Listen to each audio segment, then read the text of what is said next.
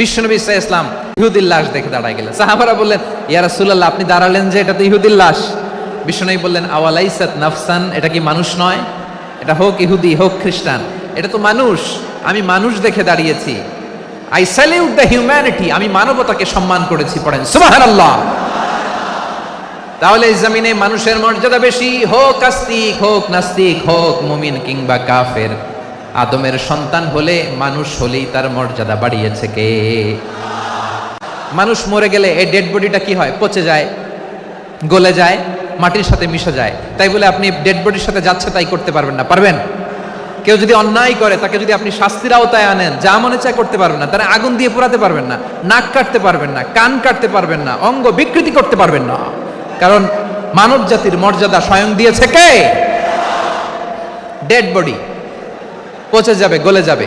তারপরে ইসলাম বলে, না খবরদার, এই মরা লাশটারও একটা মর্যাদা আছে না নাই? ইসলাম বলে এই লাশটা গলে যাবে, পচে যাবে, কিন্তু এটার অমর্যাদা করো না।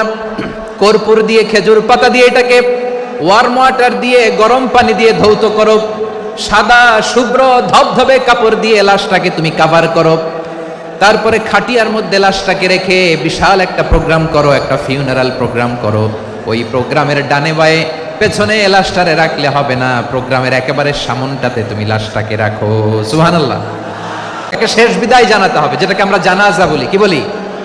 জানাজা মানে মাইয়েতের জন্য দোয়া, তার জন্য দোয়া করা হয়, তাকে একটা সিস্টেমেটিক অর্ডারে কবরে রাখা হয়, সুন্দরভাবে সেটাকে কবরস্থ করা হয়, মাটি দেয়া হয়, পানি দেয়া হয়। তার মানে মরে গেলেও মানুষের সম্মান বাড়ায় দিয়েছে কে?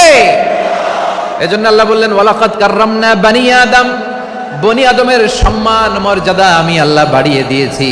মানুষের সম্মানে তুমি কখনো আঘাত করো না, ঠিক না? তাহলে ভাই, প্রথম মেসেজ হচ্ছে, the first and foremost message tonight to the people of জাসর। আল্লাহ বলেন, I have dignified the status of son of Adam.